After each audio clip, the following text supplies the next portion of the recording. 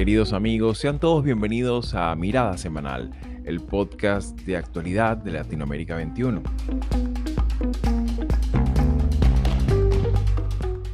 Como todos los domingos, analizaremos las principales noticias de la semana con el respaldo intelectual de Marisabel Puertarriera y Manuel Alcántara Sáez.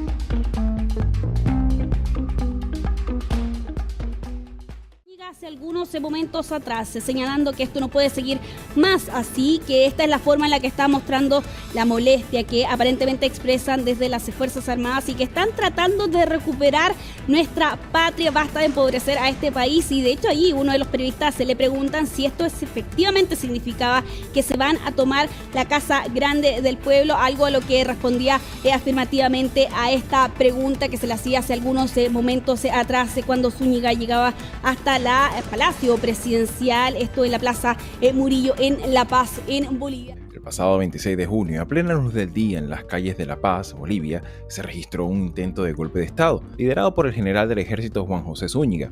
Una nueva crisis político-militar que dejó de manifiesto tanto la fragilidad institucional boliviana, así como también la persistencia de la sombra del intervencionismo militar en la política de este país andino. Una operación militar que, si bien no dejó víctimas mortales, refleja el retorno de la inestabilidad política, la cual se ha agudizado con las sostenidas fricciones internas en el partido de gobierno. Sin embargo, es importante destacar que lo vivido en los últimos días en Bolivia guarda relación directa con su turbulenta historia político-militar, en la que se contabilizan 190 intentos de golpe de Estado desde su independencia. Un aspecto muy importante, considerando que el componente armado sigue siendo hoy un factor de poder dispuesto a una mayor beligerancia en situaciones de inestabilidad política como la registrada durante los últimos años.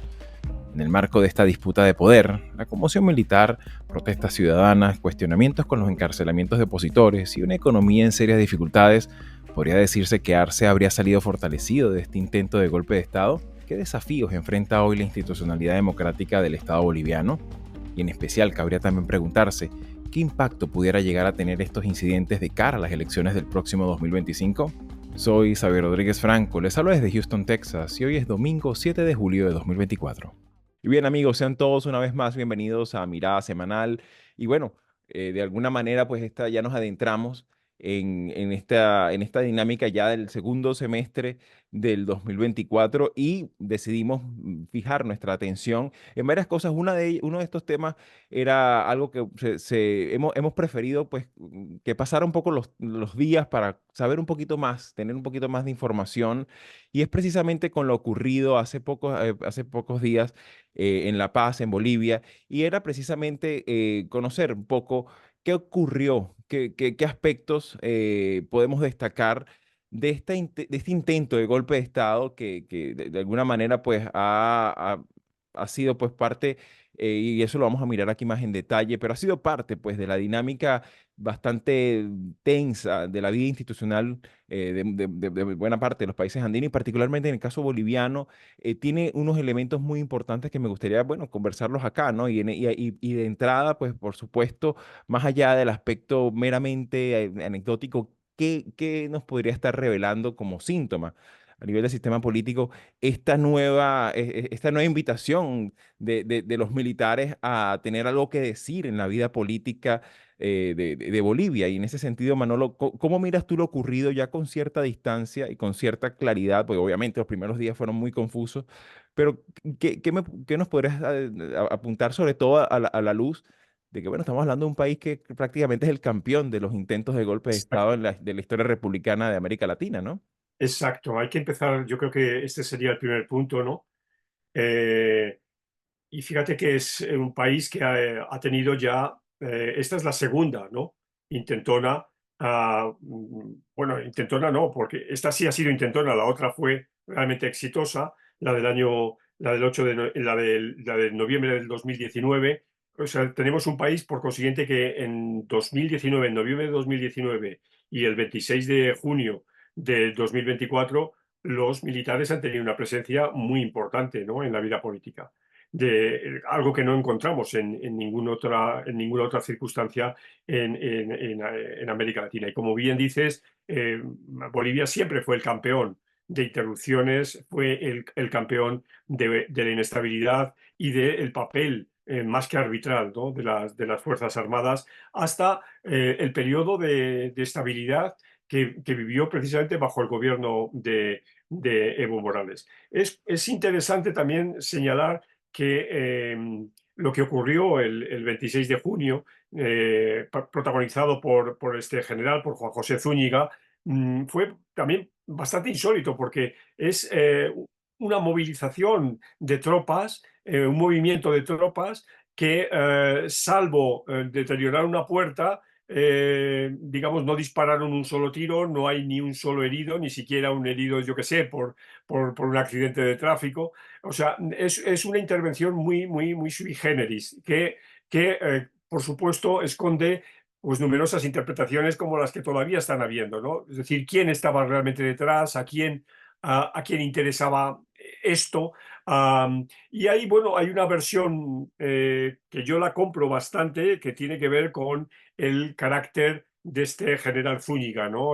Su propia personalidad, parece ser que es un hombre bastante desequilibrado y un hombre bastante iracundo y capaz de reaccionar de esta manera. Pero también, evidentemente, dicho esto, hay detrás un conflicto dentro del movimiento al socialismo, dentro del MAS, muy serio, que yo creo que eso es lo preocupante.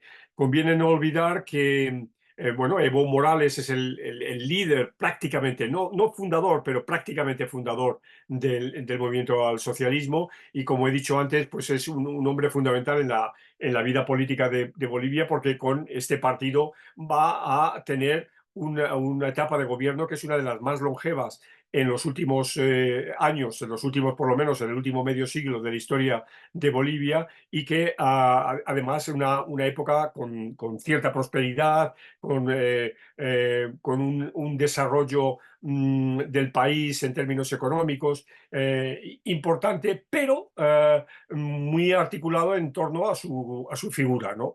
Y su figura, pues, llevó a violentar la Constitución para poder ser reelegido, y esto estuvo en, en el golpe de Estado que le dieron el 8 de noviembre del año 20, cuando en la jornada electoral no se permitieron contar los votos ni nada, y Evo Morales abandonó el poder. Evo Morales en el exilio, Evo Morales fuera del país, designó a Luis Arce como su delfín, y Luis Arce ganó las elecciones del 8 de noviembre del 2020. Pero ya es sintomático, y así se pone de manifiesto por la mayoría de los colegas que están analizando el periodo de este hombre, de Luis Arce. En la toma de posesión, Luis Arce no citó a Evo Morales en el discurso, ¿no? Es decir, algo que estaba, digamos, en la línea de lo que había pasado muy recientemente en Ecuador, cuando Lenín Moreno también ignoró a Rafael Correa. Yo creo que son dos casos muy similares. Y claro, Luis Arce se va a separar de Evo Morales, esto va a fracturar al MAS, y va a tener consecuencias bastante negativas en el país, ¿no? Claro. Entre ellas, por ejemplo, la parálisis que vive el Congreso, incapaz de aprobar nada, ¿no?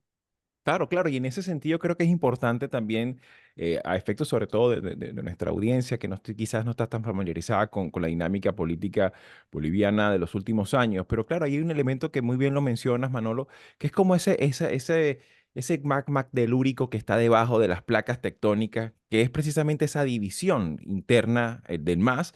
Y de alguna manera también que estamos a un año de vista prácticamente de las próximas elecciones del 2025, en la que Exacto. ciertamente el afán reelectoralista, por decirlo de alguna manera, de Evo Morales marca un elemento importante en esa disputa, ¿no? En la que también, por supuesto, está Arce por su parte. Incluso en propios eventos públicos del MAS han sido notorias las diferencias entre ambos. Y creo que ese segmento, ese aspecto entre, por decirlo de alguna manera, entre el levismo y el arcismo, ayudan también a ponerle telón de fondo a lo ocurrido en este episodio de pronunciamiento militar, que por supuesto nos retrotraía a las épocas más oscuras del siglo XX de América Latina, de la historia política de América Latina. Y en ese sentido, Marisabel, me gustaría un poco tu apreciación, ya que aquí también hay otros elementos que, como bien dice Manolo, a veces nos llaman como ese pasado reciente, ¿no? Ese elemento también no resuelto del siglo XXI, de esas formas de golpes de Estado que a veces son como extrañas, unas nuevas modalidades de formas de golpes de Estado que en ocasiones, bueno, por fortuna, no tienen esa letalidad de fuego que había antes, en los 60 y en los 70, pero que de alguna manera pues revelan esa descomposición del tejido institucional por una parte y por otra parte, pues obviamente toda esta complejidad también, porque lo hemos visto incluso en todos los golpes de Estado que han ocurrido en los últimos años, en el caso de Honduras, Venezuela, entre otros, ¿no? Y en este caso en específico, ¿qué elementos a tu criterio pues, pudiéramos destacar a efectos de entender un poquito mejor la Bolivia de nuestros tiempos, ¿no? Bueno, a mí me parece que por una parte el golpe militar sigue siendo un instrumento que algunas élites políticas en Latinoamérica siguen considerando es eh, útil para cambiar un resultado político. Bolivia en este momento nos recuerda que eso sigue estando muy presente. Probablemente la efectividad no sea la misma. En este caso, quizás lo que forma parte de un patrón es un militar que es relevado de sus funciones.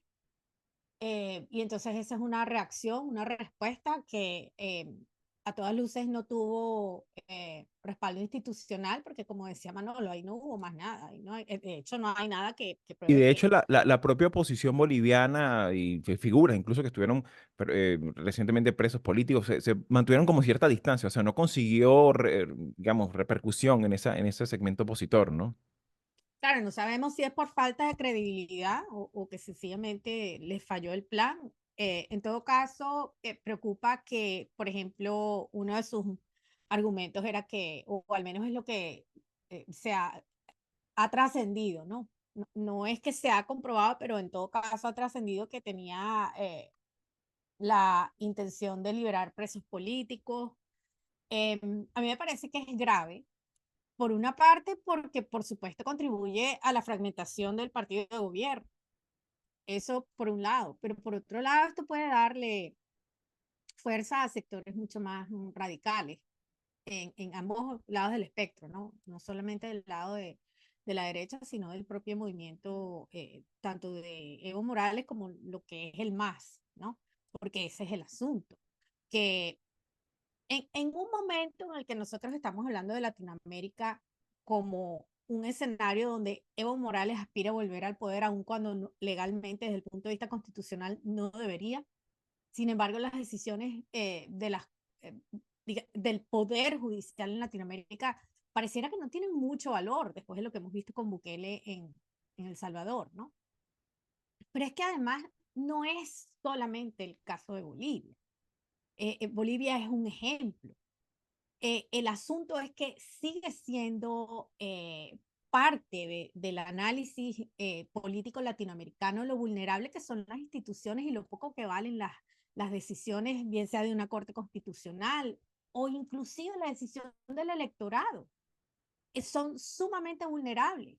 Entonces ahora tenemos a Evo Morales diciendo que, bueno, que esto forma parte de una treta de su propio partido, pero del sector de Arce. Y a mí lo que me llama la atención es que estamos viendo cómo la permanencia en el poder es un problema, pero en adición a esa, eh, a, a esa intención de permanecer en el poder de manera ilimitada, también lo es la de los gobernantes que han sido depuestos, que han sido votados. Veamos el caso de Fujimori ahorita en Perú. Entonces, eso a mí me parece que es alarmante porque en su condena al supuesto autogolpe, Morales también está planteando un dilema. ¿Quién sostiene la institucionalidad? ¿Son los gobernantes? ¿Son las normas? ¿O es la estructura institucional. Claro, claro. Y en ese Esa es la sentido, duda que hay. claro, y Dime, esa duda de alguna manera queda como elemento subyacente de cara a las próximas elecciones y bueno, y quizás también puede ocurrir que, bueno, de alguna manera también existe el hartazgo de la ciudadanía y el voto, ese voto, digamos, que tradicionalmente ha apoyado y le ha dado estabilidad electoral también al propio MAS, pues termine erosionándose Así es. en vista bueno, de esta prácticamente, entre comillas, guerra civil que tiene Así, el propio movimiento, ¿no? Y en ese sentido, así pues es, por porque mientras supuesto, tanto la economía se está deteriorando, hay un claro, serio problema de falta de divisas, por ujú, ejemplo, claro. y esto, claro, mella en muchos sectores. Claro, y sobre todo, y también el estancamiento legislativo, entre otros, ¿no? Y bueno, y por eso precisamente vamos a estar muy atentos en mirada semanal a cómo se vayan desarrollando las próximas semanas, porque seguramente va a tener repercusiones lo ocurrido. Si llegaste hasta aquí y te interesan estos temas, puedes ayudarnos a seguir haciendo estos vídeos, dándole like, compartiendo, comentando y suscribiéndote al canal de YouTube de Latinoamérica 21.